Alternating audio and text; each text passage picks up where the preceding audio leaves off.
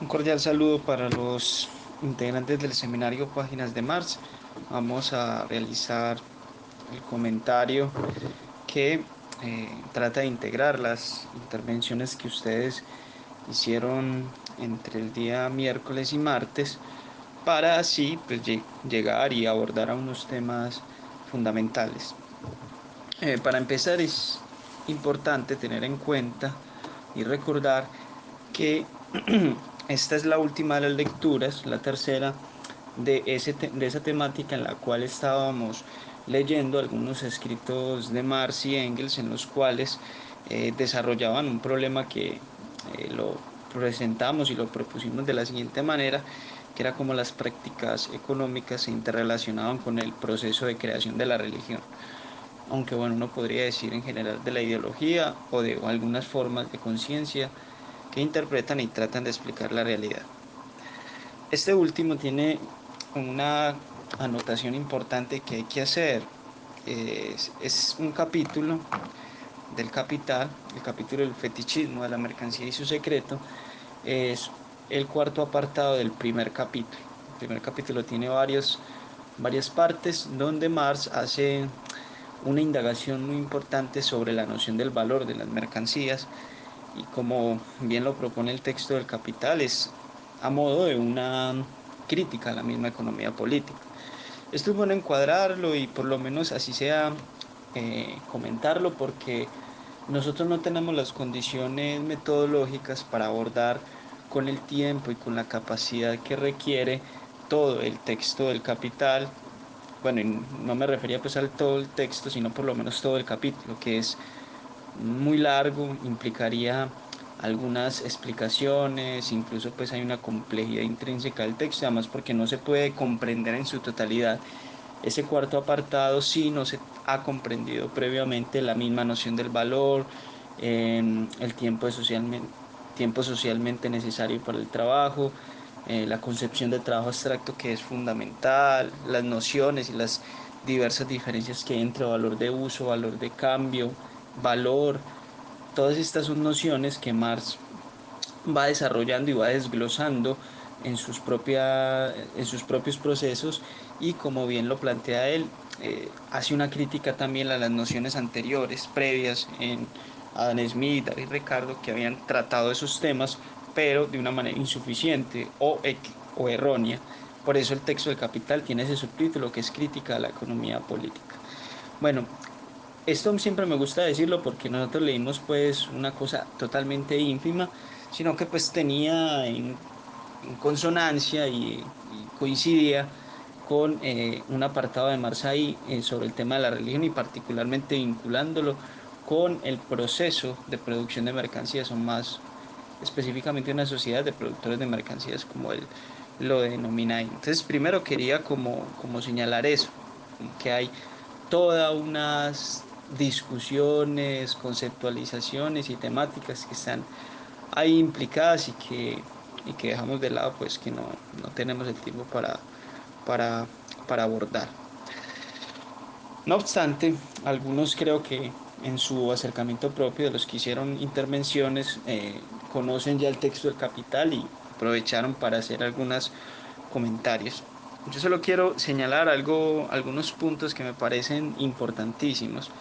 Por ejemplo, este es un apartado muy importante porque, como bien anotaban algunos de ustedes, el punto central está es en el intercambio económico. Es decir, la sociedad capitalista, como ninguna otra, hace fundamental el proceso de intercambio de mercancías.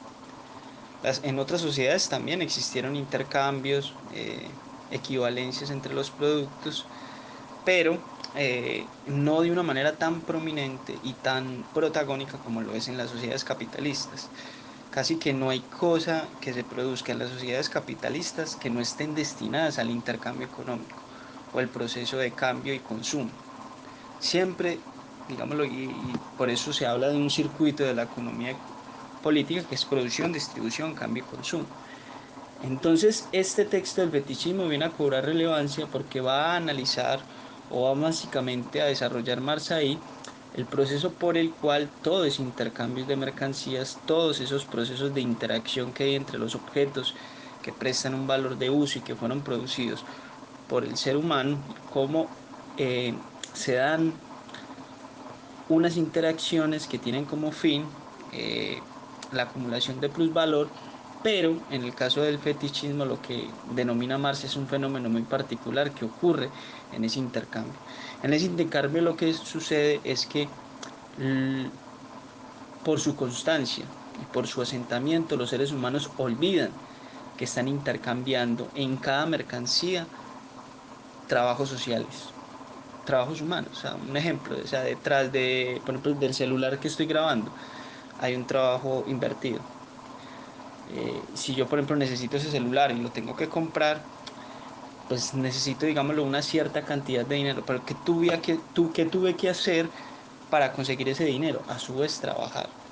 Entonces, por más que en los intercambios concretos y cotidianos estén revestidos por dinero y por un objeto en concreto particular, eh, lo que tienen en común esos intercambios es que para hacer esa equivalencia entre una cantidad de dinero, por ponerle caso y siguiendo con lo del celular, para poder intercambiar entre una cantidad de dinero y un objeto particular, en el fondo lo que hay en común son trabajos que se ponen de forma equivalente. Pues supongamos, entonces 200.000 pesos un celular, estoy hablando de un celular pues económico.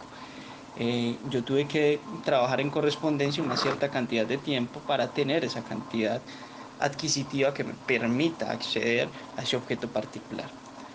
Con el fetichismo lo que nos viene a plantear Marx es que a veces nosotros creemos que esos intercambios brotan de los objetos mismos o brotan del dinero mismo y no percibimos que lo que hay detrás son esos trabajos sociales. O sea, realmente lo que intercambiamos entre dinero o entre objetos mismos no es más que una especie de trueque entre trabajos. Es decir, existencia humana desplegada con unos esfuerzos y con unas habilidades y unas destrezas mentales para que se pueda hacer equivalente. Esto es fundamental entenderlo porque luego va a existir una afirmación muy sugerente de Marx y es que resulta que en esta sociedad de productores de mercancías y expliqué muy forzado pues lo económico, pero no nos daría el tiempo para ser más exhaustivos. Y básicamente lo que plantea Marx ahí es que en estas sociedades eh, el cristianismo, que es como la religión dominante, entra de perlas porque promueve el ser humano abstracto. El culto, de ahí dice el hombre, pero no debería ser pues el ser humano abstracto. Eso viene a plantear, y tratemos de lo unir con lo que comentaba ahorita, de ese desconocimiento o esa el fetichismo es como una especie de engaño del reflejo de la realidad, donde, como les decía, creemos que hay un intercambio de los objetos mismos, es decir, dotamos de un poder sobrenatural a unos objetos, por eso decimos que es fetichismo. Lo que ocurre es, si se quiere, en el proceso económico, y por eso ahí entra como un proceso que promueve la religión, es que hay una especie de enajenación del ser humano. ¿De cuál ser humano? El ser humano mismo también que hace el trabajo. Porque cree, al creer que esos intercambios brotan de los objetos mismos, se olvida de sí. Por eso digo que hay un proceso de enajenación. El sujeto no se reconoce en el intercambio, no reconoce cuál es su parte integrante de valor en el objeto mismo que produce. Y por eso hay ese desconocimiento. Aquí esto lo podemos conectar con una lectura que habíamos hecho anteriormente de Engels en el Anti-Düring, cuando él nos decía que en la religión primero hay una especie de explicación de la naturaleza y creemos que hay fuerzas sobrenaturales que son las que forjan la naturaleza, un dios y todo eso, y que todo lo que vemos tan impresionante en el mundo y en la naturaleza fue fruto de procesos externos, de externos a la misma naturaleza, un dios, una deidad, lo que fuera. Pero que eso también ocurría en el ámbito económico y religioso. Creemos que el Estado existe porque sí, o que la economía existe porque sí. Entonces eso contribuye a que el ser humano se olvide de sí mismo, ya que de una u otra forma plantee esa especie de adaptación a esas relaciones económicas. Entonces ahí me parece que es bien interesante cómo también ustedes logran reconocer algunos ejemplos en los cuales ya no necesariamente ligados a contenidos religiosos, sino a prácticas económicas, ven que hay un proceso de fetichización y casi como de darle un sobrepoder a ciertas dinámicas. Entonces ustedes hablan del mercado, de la confianza en el mercado, de esa especie de idea que los inversionistas lo decían de una manera muy interesante, son como los proveedores, es decir, como que ellos están dotados de unas cualidades súper especiales y uno lo puede pues conectar con otras cosas que se promueven, el mantra y el mito pues de ser emprendedor, de que se puede superar uno, todo eso de la autoayuda. Que uno lo que ve es que, a lo que están apuntando básicamente es adaptar más al ser humano. Esas son como algunas ideas que me parecen ahí bastante importantes, es decir, como entender los efectos ideológicos que logran las dinámicas económicas que pueden ser similares a los mismos efectos de la religión o en todo caso de la misma ideología. Bueno, y ya para terminar, quisiera retomar una pregunta que fue formulada de que si Marx pensaba que era necesario quemar una etapa previa para pasar a otra, pues que si es necesario quemar una etapa previa socialmente para pasar a otra. En Marx hay una insinuación de que en cierta medida sí, en tanto que él concibe que ninguna sociedad puede aspirar más a lo que la misma sociedad, o más bien, que una sociedad no se puede superar hasta que no agote todas sus condiciones materiales. Eso puede ser pues bien discutible, pero lo que yo entiendo es que, digámoslo, se tienen que reconocer las condiciones objetivas y, digámoslo, subjetivas en el ámbito del sujeto político que haría la transformación.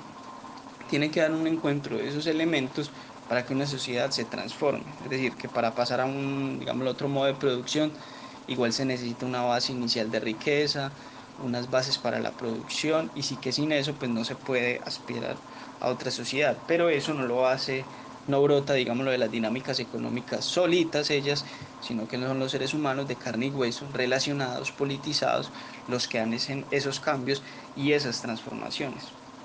A eso siento yo que se refiere Marx cuando habla de que es necesario que se agoten todas las condiciones. Eh, bueno, y ya para terminar, digámoslo, una afirmación bien interesante, eh, una de las primeras intervenciones que se hizo, en que muchas veces lo que ocurre entre la religión, entre los procesos ideológicos con lo económico, es una especie de, digámoslo, de correlación mutua, o sea, la una sostiene a la otra, el capitalismo se sostiene por ciertas formas religiosas o por las actitudes ideológicas que promueven una religión y a su vez la religión misma se encuentra alimentada por esos procesos económicos. Uno podría pensar, es muy paradójico que sean precisamente las clases bajas o las clases populares las que más demandan religión, es decir, aquellas que padecen más esas consecuencias negativas de la producción económica. Bueno, yo dejaría ahí el comentario y para terminar me gustaría hacer una especie de claridad sobre los textos que se vienen porque ya van a vincular otros temas. Y si bien son unos textos un poco más numerosos, son como de 6 páginas me parecen, perdón, sí, 4 o 5 hojas, pero son textos que permiten desarrollar una reflexión muy interesante entre teología y política en el marxismo y con una lectura histórica y en un caso concreto. Entonces, como animarlos a que ya pasemos a ese otro escenario porque al fin de cuentas es también una lectura y una forma en la cual el marxismo abordó el tema de la religión o en este caso pues del cristianismo. Bueno, apreciados integrantes, hasta acá el comentario y espero que se encuentren muy bien. Un abrazo.